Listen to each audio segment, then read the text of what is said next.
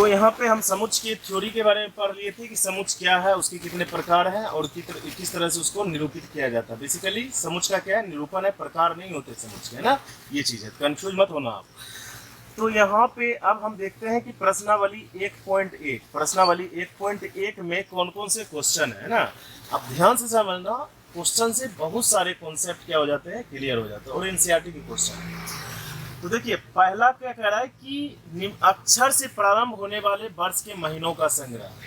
क्या कह रहा है, जे अक्षर से, किसे, जे अक्षर से प्रारंभ होने वाले वर्ष के महीनों का संग्रह।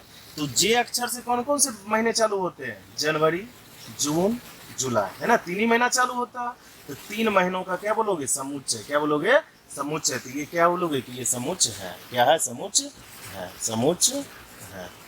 ठीक है, इसका आंसर क्या लिखोगे कि समुच्च ये है। पूछेगा क्यों है, क्योंकि ये क्या है, निश्चित है, वेल डिफाइंड है कि जनवरी और जुलाई और जून 3 ही महीना चालू होगा जैसे। ठीक है, ये चीज है।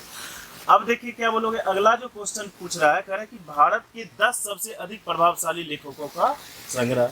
अब देखिए जरा सोचिए आप कि किसी भी 10 लेखक का नाम लेंगे, जैसे मान लीजिए मैं लेता हूँ नाम प्रेमचंद का, है ना, मेरे फेवरेट प्रेमचंद है, कभी रविंद्रनाथ टैगोर है, नामधारी से दिनकर है, तो किसी के लिए फणीश्वर नाथ रेणु है, तो उसका नाम छूट जाएगा, उससे उसका नाम उसका छूट जाएगा।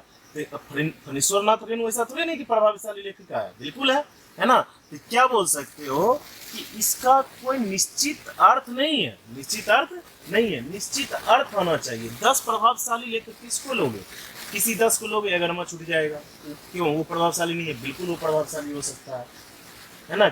किसी आदमी को मैं पसंद करता हूँ तो किसी को आप उसको पसंद नहीं कर सकते, हो सकता है आप जिसको पसंद करते हो उसको मैं नहीं पसंद कर सकता हूँ, है ना। तो बहुत सारे होते हैं। तो इसलिए क्या बोलोगे कि भारत के 10 सबसे अधिक प्रभावशाली लेखकों का संग्रह करना क्या है, संभव नहीं है। क्या है, संभव नहीं है। तो क्या बोलोगे कि यह समुच्च नहीं है। क्या है, यह समुच्च नहीं है। ठीक है,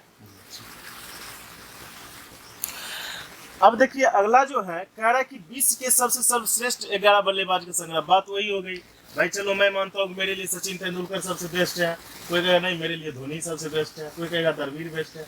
किसको मानोगे सबसे सर्वश्रेष्ठ 11? नहीं कर सकते, ये चीज नॉट प्रिडिक्टेबल, ये डिफाइन नहीं है, ये प्रिडिक्ट नहीं कर सकते, डिसाइड नहीं कर सकते हो, है ना।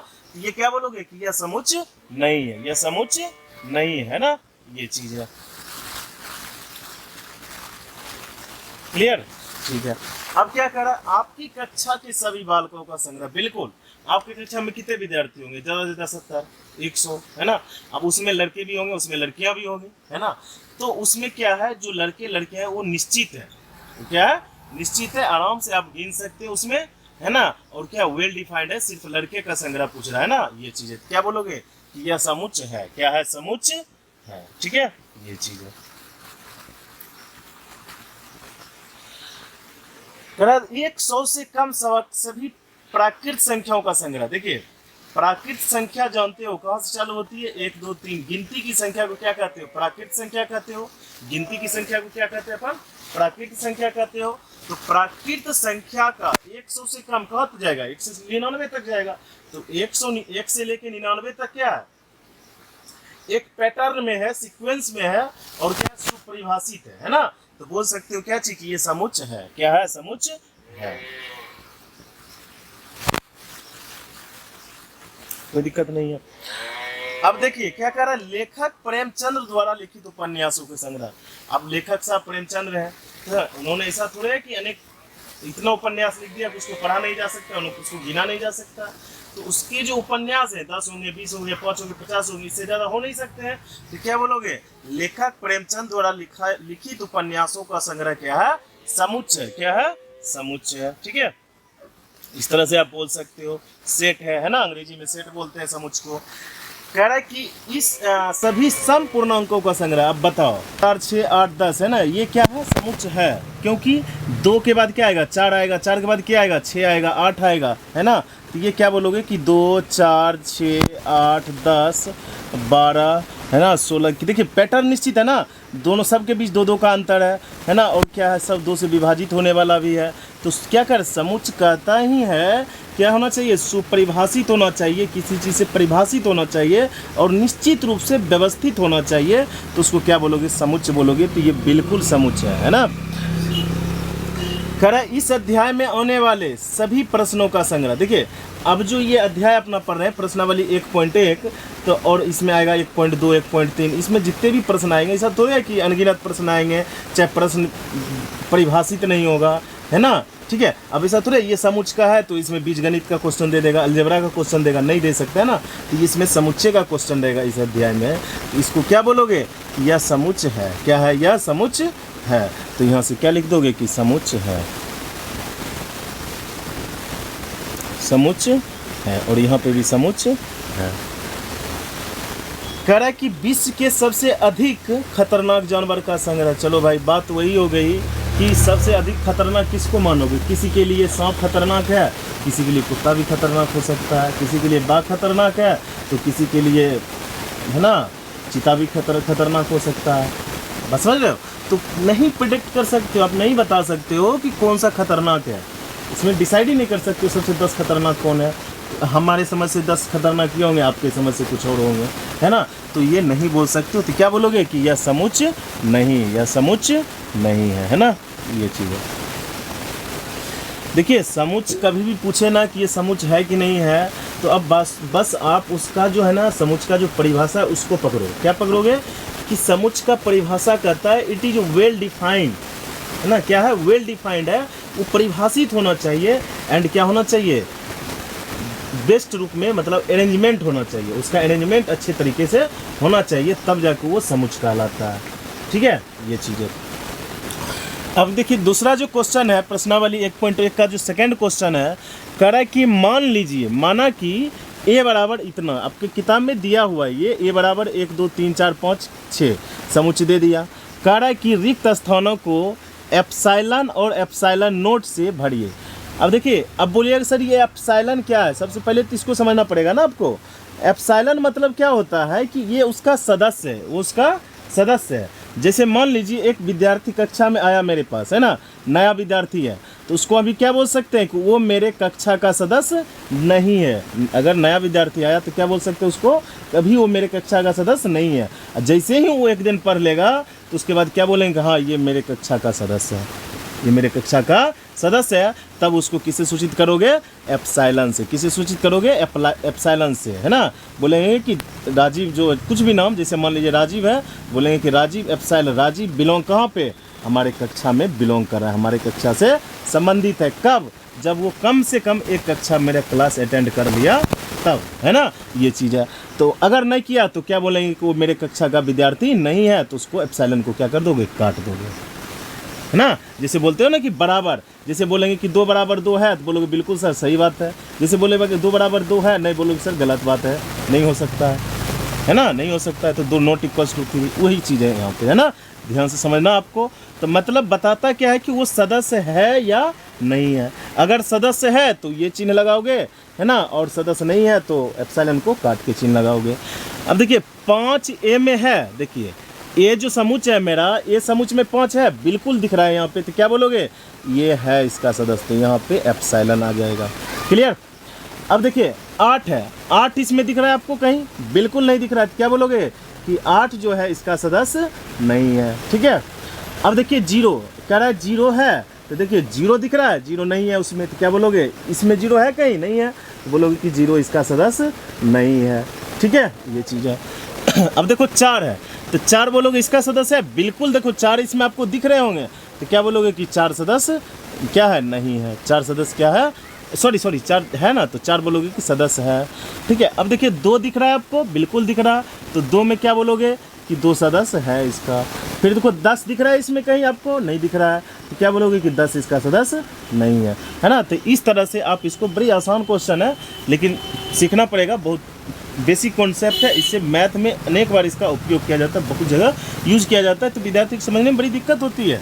वहाँ पे मैं पढ़ाता हूँ कक्षा में, बहुत बार विद्यार्थी से पूछता हूँ ये चिन्ह क्या है, उसको ध्यान नहीं रहता कि ये चिन्ह कहता क्या है ना। कैलकुलस में बहुत जगह उपयोग होते हैं, बहुत धड़ल्ले से इसका यूज होता है ये चिन्ह का, है ना। तो आपको ध्यान रखना है, ये चिन्ह का मतलब है सदस्य है कि नहीं है।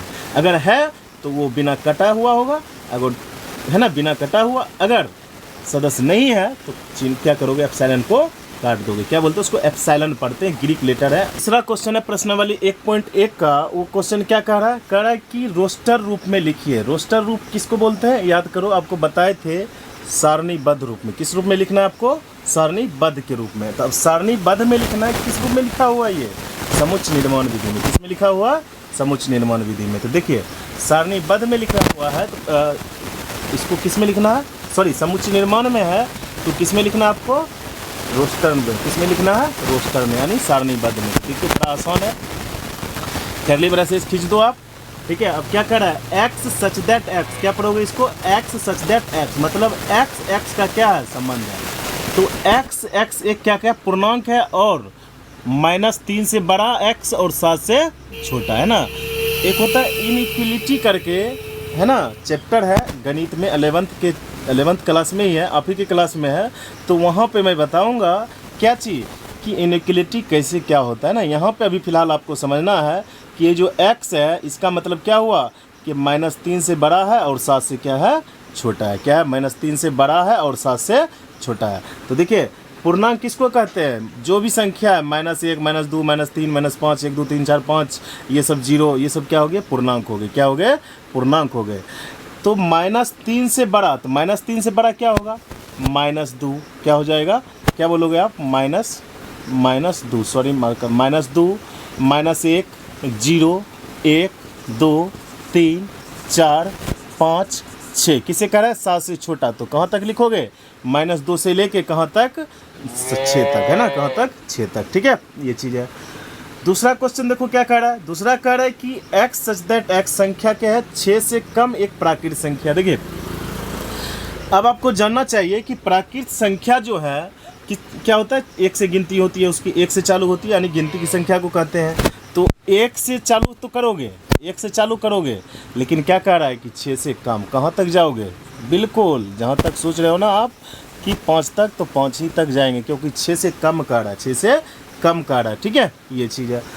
अब देखो तीसरा जो कह रहा है कि x सच दैट x 2 अंकों की ऐसी प्राकृत संख्या है जिसके अंकों का योगफल कितने हैं, 8 है। देखो अब आपको ऐसा संख्या सोचना है जिसका योगफल, 2 अंक का योगफल 8 आना चाहिए, है ना। तो यहाँ पे क्या बोलोगे, कह रहा है कि 2 अंकों की ऐसी प्राकृत संख्या जिसके अंकों का योगफल क्या है, 8 है। प्राकृत संख्या सोचना है आपको। तो प्राकृत संख्या क्या होता है, 1 से चालू करोगे तो 1 0 तो होगा नहीं, 1 2 3 4 5, तो मिनिमम कौन सा होगा, 3 और 5, 3 और 5 अगर आप जोड़ देते हो तो क्या हो जाएगा, वो प्राकृत संख्या हो जाएगा। तो 3,5 आप क्या बोल सकते हो, क्या है ये, है ना। इसका 2 अंकों की ऐसी प्राकृत संख्या है जिसका योग कितने हो जाएगा, 8 हो जाएगा। 5 3 8 जोड़ोगे तो ठीक है, ये चीज़ है। डी नंबर देखो क्या कह रहा है, x सच दैट x एक अभाज्य संख्या है जो संख्या 60 के क्या है, भाजक है। अब आपको अभाज्य संख्या पता होगा, है ना। क्या होते हैं अभाज्य संख्या, जो या अपने खुद से डिविजिबल होते हैं, भाज्य होते हैं, या किससे होते हैं, अपने से, एक से होते हैं। किसे होते हैं, एक से भाज्य होते हैं या अपने से होते हैं ना। तो ठीक है, तो अभाज्य संख्या का क्या कर रहा है, भाजक, 60 का भाजक है। तो देखिए 60 किससे भाग लग जाएगा, 60 में 1 से भाग लग जाएगा, एक अभाज्य संख्या है। 2 से भाग लग जाएगा, 2 भी अभाज्य संख्या है। ठीक है, 30 दूना 60, फिर 3 से भी लग जाएगा, 3 अभाज्य संख्या है। ठीक है, 4 से तो भाग लगेगा, 12 चौका 60, लेकिन सॉरी 15 चौका 60, सॉरी 15 चौका 60, लेकिन 4 क्या है, भाज्य है, ये अभाज्य संख्या है। 4 अभाज्य संख्या नहीं है, 4 क्या है, भाज्य संख्या। किससे भाज्य है, 4 2 से भाज्य। किससे भाज्य है, 2 से भाज्य है, इसलिए 4 नहीं होगा। 5 है, बिल्कुल 12 5 60, 5 से हो रहा है, तो 5 क्या अभाज्य संख्या है। ठीक है, उसी तरह से 6 से तो भाज्य है, 10 6 60, लेकिन 6 अभाज्य संख्या नहीं है, वो भाज्य है। किससे भाज्य है, 2 और 3 से। किससे भाज्य है, 2 और 3 से। तो इस बात को आपको ध्यान रखनी है। 7 होगा नहीं, 8 होगा नहीं, 9 होगा नहीं, 10 भाज्य है। उसके बाद 10 के बाद तो जितने भी जाओगे लगभग सब भाजी होगा। तो क्या बोल सकते हो, 1 2 3 4 5 क्या है, ये 60 के अभाज्य संख्याओं के भाजक है। क्या है, अभाज्य संख्या के भाजक है ना, ये चीज़ है। अब देखिए ई नंबर जो कह रहा है कि ट्रिग्नोमेट्री शब्द के सभी अक्षर का समुच्चय। तो देखिए इसका बड़ा लॉजिक है, इसमें थोड़ा सा आपको ध्यान रखना है। समुच्चय में कभी भी अक्षर को रिपीट नहीं किया जाता है, याद रखना आपको। चाहे वो अल्फ़ाबेट हो, अंग्रेजी के अक्षर हो, या क्या हो, या 1 2 3 4 5 संख्या हो, कोई भी संख्या हो, माइनस में हो प्लस में हो, वो 2 बार लिखा नहीं जाता, डबल रिपीटेशन उसका नहीं होता है ना। तो जैसे यहाँ पे ट्रिग्नोमेट्री है, तो देखिए ट्रिग्नोमेट्री क्या लिखोगे, टी लिखोगे, आर लिखोगे, आई लिखोगे, जी लिखोगे, है ना, उसके बाद ओ लिखोगे, फिर एन लिखोगे, फिर जाके ओ, देखो फिर ओ है तो ओ एक ही बार लिखाएगा, है ना, चाहे कितना भी बार हो। जब समुच्चय लिखोगे सारणीबद्ध रूप में तो उसके अंदर संख्या एक ही बार लिखा जाता है, चाहे संख्या हो चाहे क्या हो, लेटर हो, है ना, अक्षर हो। तो यहाँ पे ओ हो गया और इसके बाद एन, फिर ओ है तो होगा नहीं, फिर क्या है एम, तो एम बिल्कुल लिख सकते हो, फिर टी है, फिर ई है, ई नहीं लिखे हो, फिर ई लिख सकते हो, ठीक है। उसके बाद जाके क्या लिखोगे आप, ई के बाद क्या है टी, टी पहले लिख चुके हो, आर तो आर ये पहले लिख चुके हो, है ना, और वाई तो वाई लिखोगे। देखो यहाँ पे आपको एक क्वेश्चन और आनी चाहिए कि बोलोगे कि सर आपने बताए थे कि इसके अवयव को बड़े अक्षर से नहीं लिख सकते हैं, छोटे अक्षर से लिखते हैं, फिर आपने बड़ा क्यों लिखा, है ना। तो देखिए इसमें मैंने अपना मन से नहीं लिखा, ये किताब ने दिया हुआ है ना, ये किताब में दिया हुआ है बड़े अक्षर में, तो बड़े अक्षर में लिख लो, कोई दिक्कत नहीं है। अगर नहीं चाहते हो तो आप छोटे में भी लिख सकते हो, गलत नहीं माना जाएगा, ठीक है। ये अपना मन से जब लिखोगे ना तो समुच्चय को हमेशा बड़ा अक्षर से और उसके अवयव को हमेशा अंग्रेजी के छोटे अक्षर से निरूपित करोगे, ठीक है, ये चीज़ ध्यान रखनी है आपको। अब क्या करा कि बेटर शब्द के सभी अक्षरों का समुच्चय, बेटर शब्द के सभी अक्षरों का समुच्चय। तो देखो यहाँ पे बेटर के लिए फिर वही बात कि रिपीट नहीं करनी है आपको, है ना। क्या लिखना है, बी, फिर ई, फिर टी, टी डबल बार है तो एक ही बार लिखाएगा, फिर ई है नहीं लिखाएगा, फिर आर है, तो इस तरह से आप क्या करोगे, इसको निरूपित कर दोगे, ठीक है। तो ये हो गया क्या चीज़, इसका सारणीबद्ध रूप, किसका सारणीबद्ध रूप हो गया। देखिए अब जो चौथा क्वेश्चन है, चौथा क्वेश्चन में क्या कह रहा है कि समुच्चय निर्माण में लिखिए। अभी आप क्या पढ़े हो, रोस्टर में लिखे हो, समुच्चय निर्माण में लिखा हुआ था और किस में लिखे हो, रोस्टर में, सारणीबद्ध रूप में, है ना। अब क्या कह रहा है कि समुच्चय निर्माण में है और आपको सारणीबद्ध में है और किस में लिखना है, आपको समुच्चय निर्माण में लिखना है। तो बड़ा सिंपल सा है। देखिए कैसे लिखोगे आप इसको, आप इस तरह से लिखोगे, 3 6 9 12 है, 3 6 9 12 है, तो x सच दैट x क्या बोलोगे, क्या चीज कि ये क्या है, गुणनखंड है, क्या है, गुणनखंड है, किसका, 3 का। क्या बोलोगे, संख्या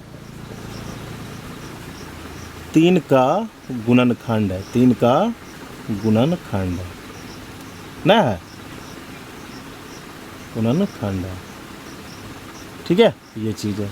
और ये क्या है, 12 से छोटा है, तो क्या बोलोगे कि x क्या है, less than 12, less than equal कर लो 12, मतलब 12 से छोटा गुणनखंड या 12 के बराबर, इस तरह से आप लिख सकते हो।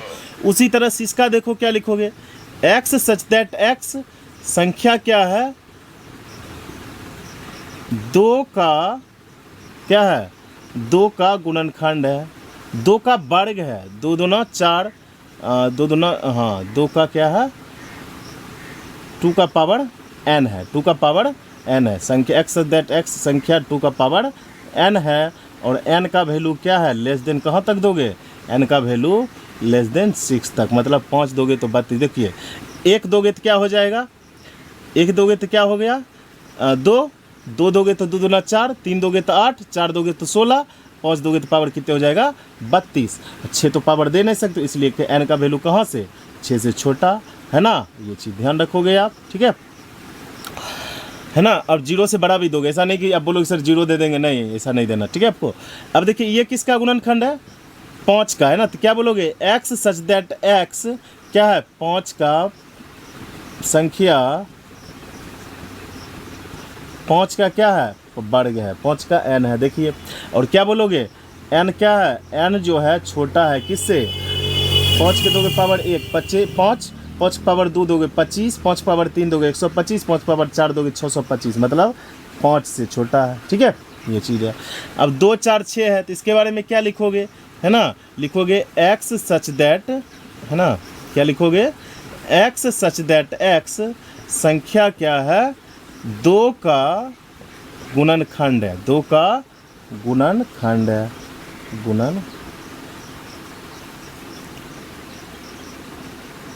सॉरी यहाँ गुणनखंड मत देना, गुणज दे देना, सॉरी है ना। क्या लिखोगे, गुणनखंड अलग चीज़ होती है, गुणज लिखोगे, ठीक है। यहाँ पे भी क्या लिखोगे, एक्स सच दैट एक्स संख्या 2 का क्या है, 2 का गुणज है, 2 का क्या है, गुणज है, ठीक है, ये चीज़ है। और क्या है, एक्स किससे छोटा है, एक्स छोटा है 6 से, ठीक है, ये चीज़। सॉरी 7 कर लेना, क्योंकि 6 वैल्यू है, 7 कर लेना, ठीक।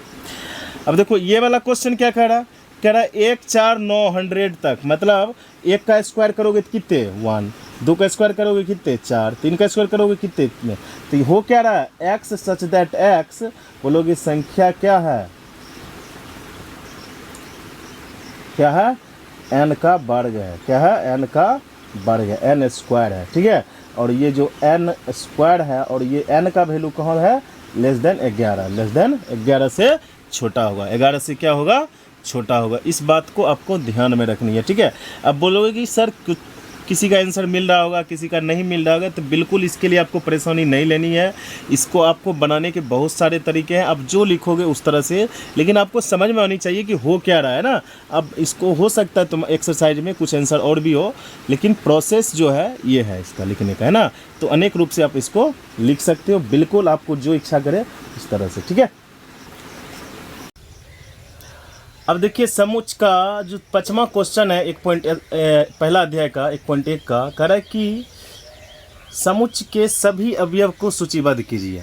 देखिए जितना भी अवयव है ना उसको सूचीबद्ध करना है, मतलब सारणी के रूप में लिखना है, ठीक है।